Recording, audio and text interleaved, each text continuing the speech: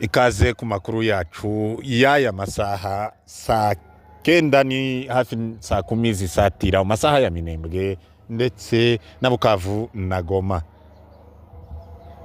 Reka tubagezeho amakuru mu ncamake y'akavuyo kahe kabera muri Bibogobogo ndetse n'abaturage mu bwoko bw'abanyamurenge bashobora kuhakwiriramo ibibazo kubera ko ingabo z'abarundi zari zibafite bivugwa kuko zishobora kuba zabataye zagiye muri Baraka, kandi umumayimayi wiyita Toronto ku munsi w'ejo yasinyije kuko agiye kandi gutera ibitero muri Bibogobogo.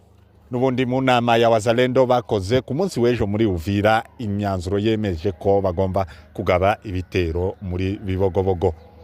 Ni muri ubwo buryo abaturage baherereye muri Bibogobogo bashobora kugira ikibazo, ndetse naho Wazalendo bonyine ubwabo basubiranyemo kugeza n'aya masaha tuvuga amakuru akajagari karahari muri Fizi. Reka dukomeze nubundi turambure amakuru y'akajagari kahe kabera muri Bibogobogo cyangwa se umutekano mukeya uherereye hariya muri Bibogobogo. Umujyi wa Bibogobogo cyangwa se umuhana cyangwa se agace ka Bibogobogo nta mutekano gafite kubera akajagari k'ingabo za mayimayi ziherereye cyangwa se abiyise Wazalendo. Nta mutekano uhari, edawe n'ingabo z'abarundi zari zifatikanyije n'ingabo za FARDC gucunga umutekano hariya mu gace ka Bibogobogo. Bivugwa kuko amakuru twafashe mu gitondo tutarabasha kuvugana n'imbone yacu ngo itwemereze kare, twabashe kumuvugisha aza kutubwira kuko hakiri kare atarayafata neza. Ubu ngubu tukaba twamushatse tukaba tutaramubona, aho bivugwa kuko ingabo z'abarundi zari zihaherereye zabashije kuhava. Cyo tutaramenya neza nuko zagiye zose, ariko amakuru amwe yemeza kuko izo ngabo z'abarundi zahavuye. Reka tubibutse kuko nubundi ingabo z'abarundi zihavuye, ingabo za FARDC ndetse na Wazalendo ntibacana uwaka, aho bakunze gusubiranamo bonyine kuri bonyine. Ingabo za Wazalendo cyangwa se mayimayi Wazalendo baherereye Ifizi bakomeje guteza akajagari muri uriya muhana wa Fizi cyangwa se wa Bibogobogo iri muri kare gace. Nubundi bakomeje kwigamba ko bagomba gutera ibitero hariya haherereye abaturage bo mu bwoko bw'abanyamurenge. Umwe mu bamayimayi banzuye kuko bagiye kandi gusubukura ibitero byo kugaba hariya ku baturage baherereye muri Bibogobogo. Akaba yitwa mayimayi Toronto, nawe yiyita generale. Murabizi ko bose baza bagenda biyita amagenerale. Akaba ari we wanzuye wavuze ko ngo agiye kandi gusubukura kugaba ibitero ku baturage bo mu bwoko bw'abanyamurenge baherereye muri kare gace kaza Bibogobogo. Ariko tubibutse kuko nubundi nubwo hatari ingabo zatwirwaneho cyangwa se kufatanya na M23, ariko nubundi abaturage baherereye muri Bibogobogo nubundi nabo abanyamurenge bose aho baherereye cyangwa se umututsi wese aherereye ubu ngubu yo kwigwanaho, kuko umwanzi n'umwe nujya umenyerewe ni FARDC ndetse nabo bamayimayi bahawe intwaro na leta ya Kinshasa. Uwo akaba ari Gisegeti wabashiye kubaheza intwaro, ashutswe cyane cyane n'uwo bita Bidakwira. Niwe ubundi uko uzuteza ziriya ntambara zose ziherereye iriya, abesha Gisegeti ngo ni ingabo ziwe, ngo nibo bazi kurwana, ngo nibo barwana shaka. Ibyo byose nibyo Bidakwira akomeza abesha perezida wa Kongo. Perezida wa Kongo nawe kubera kuko atashishoza cyane ngo arebere kure, agahita yamuwa kubaheza intwaro, akaba arizo nubundi zikomeje guteza akajagari. Erega uwo mutekano si ku bwoko bw'abatutsi cyangwa gusa abanyamurenge uherereye nabwo ubwabo ko barasubiranamo kubera ubusevire, gutunga intwaro utazi amana yayo, utarabyize.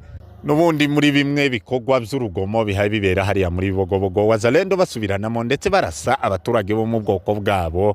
Reka tuze kubumvisha muri bimwe bihaye biba muri hariya za Fizi ndetse na za Bibogobogo. Niho haho nico kimwe nubundi abari Fizi baba bahe basatira nubundi kuja za Bibogobogo, no kuvuga ko ibihaye bibera hariya nivyo vyibi. Jambo wana grupe kabisa. Hii ni msiba nitokea hapa Katanga maima 18h. Hawa Wazalendo wakivukira hapa walikuwa wanatia kamba ngambo za Malinde, kia toa kamba mkutoa ile kamba, kisha baadaye wakishatolewa makamba ndo wanaenda piga masasi, wakapiga huyu dada kabisa anakufa, anaacha watoto 3 chatoto tatu kabisa, na ni bibi ya Montare wetu hapa Katanga. Ndio hivyo kabisa, na pole sana na msiba. Abona abaturage bakomeje kuvuga makuru y'ivyo Wazalendo bakomeje gupfa kuko ari amabariyeri n'ubundi bakomeje gukora hariya muri uriya mugi wa Fizi. Reka mugenzi wanje aze gukomerezaho arambure inkuru. Teritware ya Uvira ndetse na Fizi zikomeje kubamo akajagare gateye ubwoba nyuma yaho za mayimayi zo mu bwoko bw'ababembe n'abafurero n'abanyintu zikomeje kwatsa igitutu kuri leta ya Kinshasa cyangwa se kuri FARDC. Ni nyuma yaho abo mu bwoko bw'ababembe bakomeje kudeklara umurambo wa mugenzi wabo waguye i Kinshasa muri prison. Uwo ngo akaba yari General Sikatende, akaba ari umwe uvuka mu bwoko bw'ababembe, akaba yaraguye muri prison i Kinshasa. Bakaba bashinja ubutegetsi bwa Kinshasa yuko aribo babashe kwivugana uwo muyobozi wabo. Bityo rero abo mu bwoko bw'ababembe bakaba bakomeje kwivovotera leta ya Kinshasa, kandi ariyo yabahaye umugisha ikabazana muri leta kuko zari za mayimayi n'ubundi zahoraga ari abajura bica abantu banyaga n'ibyo abaturage, ariko kandi iza kubakura mu gihuru babagamo, iza kubazana ku muhanda. Nanone abo mu bwoko bw'abafurero nabo bakomeje kugirira ibyago muri kiriya kiyaya cya Plaine cyangwa se muri Fizi ndetse na Baraka, aho hakomeje kubera ibibazo bikomeye cyane, aho abo mu bwoko bw'abafurero n'ababembe batagicana uwaka izo ni za mayimayi, aho bakomeje kugenda batambika imigozi cyangwa se amabariyeri akomeje kwiyongera umunsi ku munsi. Ariko kandi inama iherutse kubahuza muri Uvira bakaba baraganiriye mu buryo bagomba gukuraho ayo mabariyeri yose akavaho burundu. Bityo rero niyo mpamvu habayeho gusubiranaho cyangwa se gusubiranamo bonyine ku munsi w'ejo, bakaza kwarasira umugore w'inzirakarengane, akaba yarasize abana batatu ndetse umugabo wiwe akaba yari umumotari nkuko muvuye kuvyumvira. No kuvuga ngo abaturage rero bakomeje kwasiga ubuzima bazira akarengane, bazira kutamenya ivyo bapfa, kubera abasivile benshi bari muri kiriya gice bafite intwaro aribo za mayimayi bakunze kwita Wazalendo, nubwo izina umuzalendo ari izina ryiza y'abantu bakunda igihugu, ariko bariya bose ntabwo ari abakunzi b'igihugu, ahubwo n'abangirizi cyangwa se n'abasambuzi, kuko ntaho Wazalendo barigera barinda umuturage n'ibyiwe, ahubwo iyo babonye iby'umuturage baba bagize amahirwe nico gihe babona uko bamwambura ibyiwe, ndetse yashaka no kubivugira akabasha kwasiga ubuzima. Rero uwo muntu biteye isoni kumwita ko ari umuzalendo.